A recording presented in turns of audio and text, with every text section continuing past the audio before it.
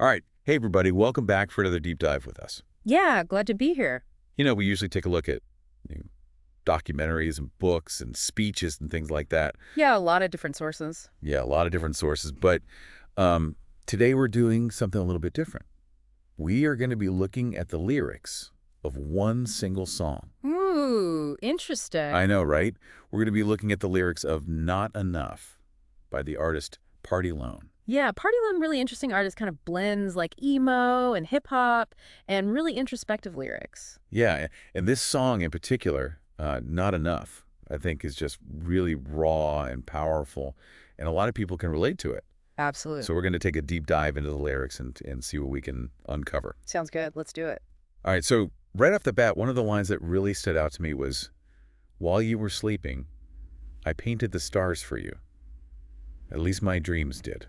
Yeah, that's a beautiful line, isn't it? There's so much there, like this longing and this desire to just create something beautiful for this person. Yeah, you really get a sense of devotion from that line, don't you? Like they're so dedicated to this person that even their subconscious, their dreams, are working to create these beautiful things for them. Yeah, like even if it's only in their dreams, they're still doing it for them. Right, exactly. And it Yeah. makes you wonder, too, about what role dreams play in their emotional life. Yeah, for Are sure. they finding refuge in their dreams from maybe a reality that's not so perfect? Right, because, and then the very next line is, "I'm falling apart, hope you like broken pieces.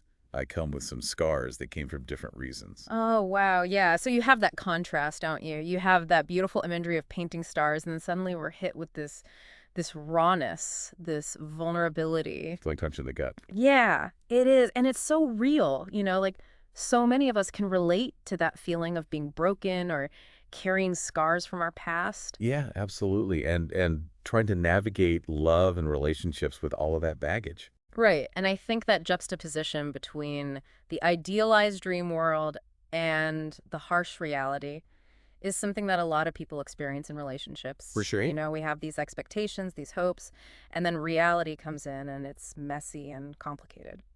Yeah, and I think that kind of leads us right into the heart of the song, which is the line, "I'm fucking up love because all that I've ever been is not enough." Mm-hmm.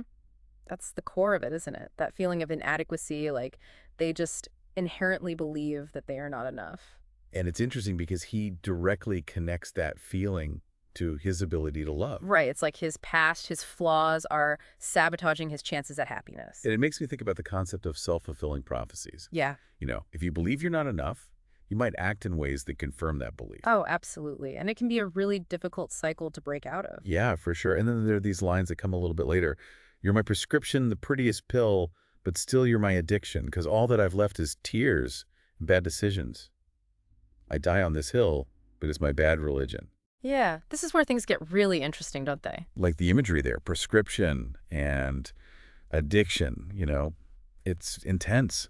It is. It's like they're recognizing that this relationship might not be healthy. Yeah, but it can't let go. They're clinging to it even though it's causing them pain. And they even call it their bad religion. Yeah, it's like a blind faith, a devotion to something that's ultimately harmful. And it makes you wonder, why do we do that? Why do we hold on to relationships that are clearly not good for us? Well, I think there are a lot of reasons. Fear of being alone, maybe a belief that we don't deserve better, or sometimes the intensity of the emotions keeps us hooked even when it's painful. It's complicated.